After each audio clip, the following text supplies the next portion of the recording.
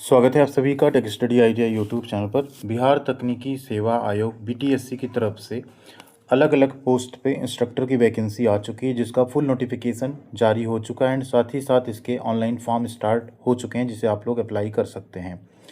इसमें कौन कौन से छात्र फॉर्म भर पाएंगे, साथ ही साथ यहाँ पे सिलेक्शन प्रोसेस क्या होगा, एज लिमिट क्या रखी गई है एंड इसमें सबसे इम्पॉर्टेंट जो एक्सपीरियंस का वेटेज है उसको भी यहाँ पे पूरा समझेंगे कि वो किसे मिलेगा और बाकी नॉर्मल छात्रों के लिए यहाँ पे क्या रहेगा प्रोसेस। तो वीडियो को आप लोग प्लीज़ लाइक ज़रूर कीजिएगा एंड साथ में चैनल को सब्सक्राइब करके बेल आइकन को भी दबा लीजिएगा। और अगर आप टेलीग्राम चैनल पर नहीं जुड़े हैं तो कमेंट सेक्शन में पहले नंबर पे आपको टेलीग्राम चैनल की लिंक मिल जाएगी, वहाँ से आप लोग टेलीग्राम पे जुड़ सकते हैं, जहाँ सभी तरह की इन्फॉर्मेशन अपडेट उनकी पीडीएफ एंड अप्लाई करने का लिंक आपको मिल जाएगा। इसके अलावा प्ले स्टोर से हमारा ऐप डाउनलोड कर सकते हैं, उसकी भी लिंक आपको कमेंट सेक्शन में मिल जाएगी, टेक स्टडी आईटीआई, जहाँ पे आप अलग अलग आईटीआई के एग्जामिनेशन के कोर्सेज, इसके साथ साथ competitive exam and CITS entrance exam के कोर्सेज हैं, मॉक टेस्ट है, पीडीएफ है, उसे आप वहाँ पे ज्वाइन कर सकते हैं और अपनी तैयारी को बेहतर कर सकते हैं। यहाँ पे बात करते हैं वैकेंसी कौन कौन सी है। तो इंस्ट्रक्टर, सर्वेयर की पोस्ट है, मशीनिस्ट है, ऑटोमोबाइल इंजीनियर या मैकेनिक्स है, लेदर टेक्नोलॉजी है, वेल्डर है, मैकेनिक ट्रैक्टर है, फिटर है, एग्रीकल्चर एंड मशीनरी है, electronic mechanic, mechanic radio and TV है, और इसके अलावा आपका इलेक्ट्रीशियन, वायरमैन एंड इलेक्ट्रीशियन है। 15 अप्रैल से लेकर 15 मई 2026 तक इसके ऑनलाइन फॉर्म भरे जाएंगे। और जो एलिजिबिलिटी क्राइटेरिया, जो फीस की लास्ट डेट है, वो भी यहाँ पे 15 मई ही रखी गई है। तो चलिए एक यहाँ पे पहले इलेक्ट्रीशियन वायरमैन का नोटिफिकेशन डाउनलोड करते हैं, इसके बाद आपको बाकी का यहाँ पे क्लिक करके बताते हैं डाउनलोड करके क्या क्या यहाँ पे क्वालिफ़िकेशन मांगी जाएगी। जैसे आप इसमें क्लिक करेंगे आपके सामने इस तरह से जो फुल नोटिफिकेशन है वो डाउनलोड हो जाएगा।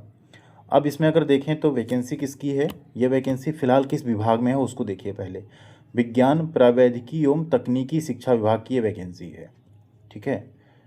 अनुदेशक इलेक्ट्रीशियन यानी इलेक्ट्रीशियन या वायरमैन की पोस्ट है। पे लेवल 6 आपका रहेगा, 35,400 आपका बेसिक है, यानी अप्रॉक्स आपकी सैलरी 50-55 हज़ार इनिशियली बनेगी। 8 पे कमीशन अगर लागू हो जाता है तो और ज़्यादा सैलरी हो जाएगी। एनसीवीटी या एससीवीटी से आपने इलेक्ट्रीशियन या वायरमैन में 2 वर्षीय होता है, 1 वर्षीय होता नहीं। आईटीआई अगर किया है तो आप इसका फॉर्म भर सकते हैं। किसी तरह के किसी एक्सपीरियंस या सीआईटीएस की रिक्वायरमेंट इसमें नहीं रखी गई है।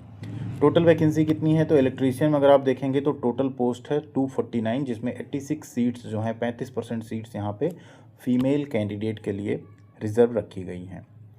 योग्यता देखिए क्या रखी गई है। जो अगली पोस्ट है वो है विभाग का नाम लोक स्वास्थ्य अभियंत्रण विभाग, इसमें भी इलेक्ट्रीशियन की पोस्ट है। वेतन स्तर इसमें 2 रहेगा। इसमें भी आपने 10वीं की हो, साथ में आपने इलेक्ट्रीशियन या वायरमैन में आईटीआई की हो, इसके साथ साथ आपके पास यहाँ पे ये नियमित कोर्स होना चाहिए, मतलब प्राइवेट या आपने दूरस्थ शिक्षा से ना की हो। तो इसमें टोटल वैकेंसी सिर्फ 3 जारी की गई है।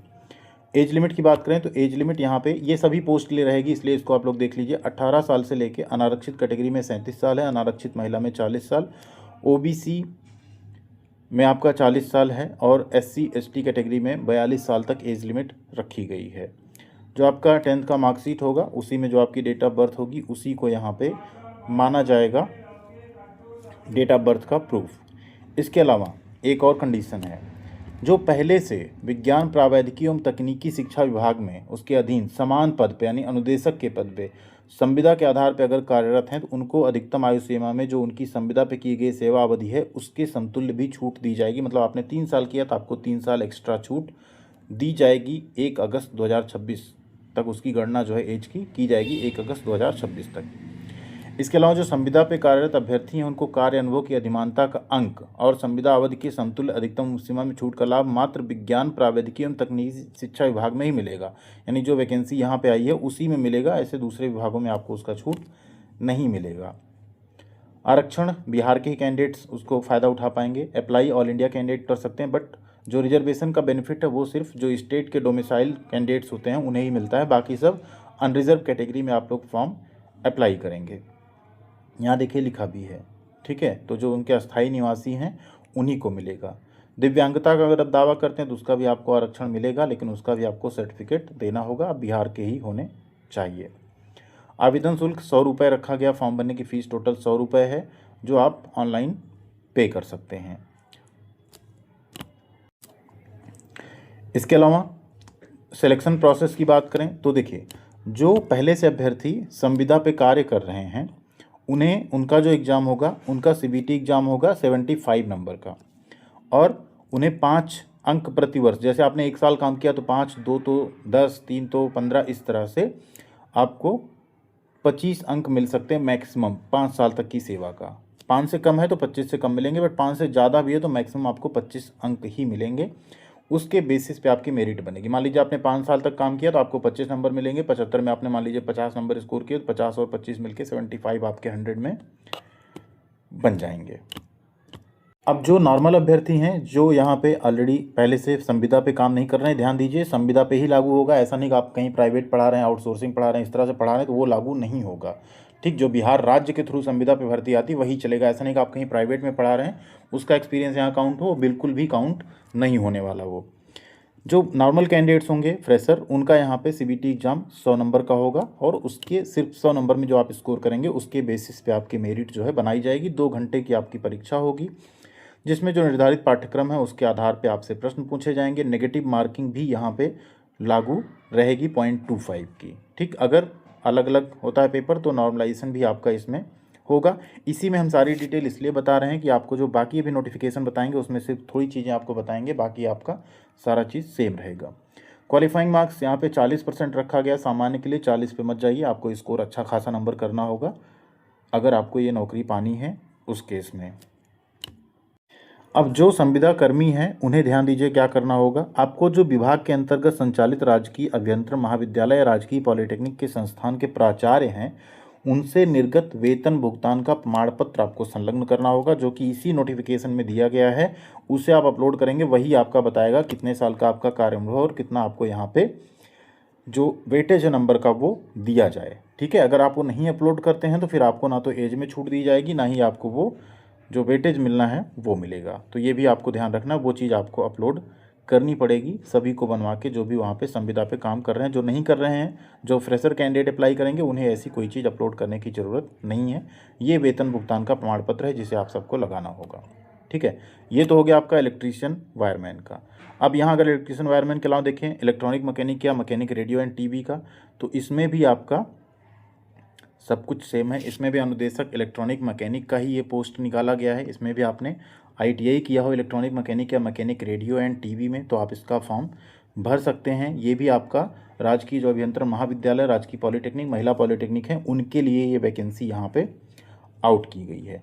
बाकी सारा क्राइटेरिया 130 सीट यहाँ पे है। बाकी सारा क्राइटेरिया जो अभी तक हमने बताया पिछले वाले वीडियो में वही पिछले नोटिफिकेशन में वही सेम रहेगा।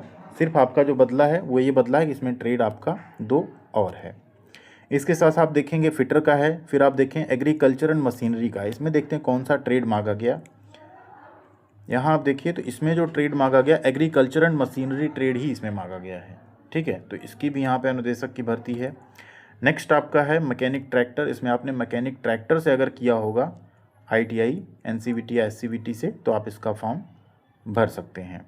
नेक्स्ट आपका ट्रेड क्या है, वेल्डर है, तो उसमें वेल्डर चलेगा। लेदर टेक्नोलॉजी में आपने लेदर टेक्नोलॉजी से अगर किया होगा आईटीआई तो आप इसका फॉर्म भर सकते हैं।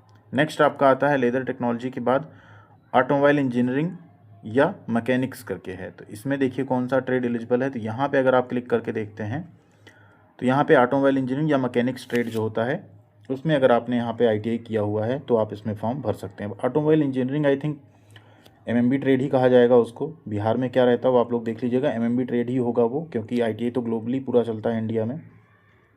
और mechanics trade I think machinist trade चल सकता है यहाँ पे। ऑटोमोबाइल इंजीनियरिंग ऑब्लिक मैकेनिक्स है, तो यहाँ मैकेनिक मोटर व्हीकल जो ट्रेड है या मैकेनिक डीजल ट्रेड है, ये दोनों यहाँ पे चल सकता है। वैसे इसमें ये क्लियर नहीं हुआ है, बट इसको एक बार जब फॉर्म भरने का हम वीडियो बनाएंगे तो हम कोशिश करेंगे यही ट्रेड चूज़ करके आप सबको एक बार हम शो करेंगे कि यहाँ पे वो शो होता है या नहीं।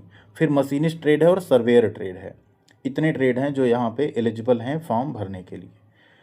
मशीनिस्ट ट्रेड की अगर बात करें इसमें आपने आईटीआई मशीनिस्ट ट्रेड में किया हो, और सर्वेयर ट्रेड में आपने सर्वेयर ट्रेड से अगर आईटीआई किया है जो कि 1 ईयर का होता है, तो आप यहाँ पे एलिजिबल हो जाते हैं फॉर्म भरने के लिए। ठीक है, सिलेक्शन प्रोसेस सब में सेम होगा, एज लिमिट सब में सेम है, फॉर्म भरने का तरीका सब में सेम होगा। बस क्या बदला है, एग्ज़ाम पैटर्न आपका बदला है और आईटीआई के ट्रेड आपके बदले हुए हैं। तो ये इतनी वैकेंसी बिहार सरकार की तरफ से जारी की गई है। बेहतरीन नौकरी है, जिसमें भी आप लोग एलिजिबल हों अप्लाई करके तैयारी कीजिएगा। देखिए एक चीज़ ज़रूर है, जो संविदा कर्मी है उन्हें वेटेज मिलेगा, बट उन्होंने इतने साल से दिया है विभाग को, तो कहीं ना कहीं ये वेटेज उनके लिए वाजिब भी है। उनको तो उनकी डिमांड तो ऐसे ही रहेगी हमें डायरेक्ट परमानेंट करो, बट फिर भी वो एग्ज़ाम में पार्टिसिपेट कर रहे हैं, तो आप लोगों को जो थोड़ी बहुत सीट बचेगी उस पर थोड़ा कंपटीशन टफ रहेगा, फाइट आप कर सकते हैं उस पर। और आपका अगर अच्छा नंबर आप स्कोर करते हैं, 100 में ज़्यादा नंबर आप स्कोर करते हैं, तो आपको वो चीज़ वहाँ पे मिलेगी भी जॉब, ऐसा नहीं कि नहीं मिलेगी। जो संविदा कर्मी उनको फ़ायदा मिलेगा, आपको पूरे 100 नंबर में कंप्लीट करना होगा, पूरे 100 नंबर में आपको अच्छा नंबर स्कोर करना होगा नौकरी पाने के लिए। तो ये है इसमें पूरा इस नोटिफिकेशन का डिटेल। अब अगर आप लोग फॉर्म भरने के लिए एलिजिबल हैं, फॉर्म भरना चाहते हैं, तो कमेंट सेक्शन में एक बार लिख दीजिएगा स्टेप बाय स्टेप। वैसे भी हम आप सबके लिए एक वीडियो बना देंगे सेपरेटली, जिससे आप लोग बिना किसी गलती के अपने मोबाइल फ़ोन से आसानी से फॉर्म अप्लाई कर पाएँ। थैंक यू वेरी मच, ख्याल रखिएगा अपना। मिलते हैं अगली अपडेट के साथ अगले वीडियो में।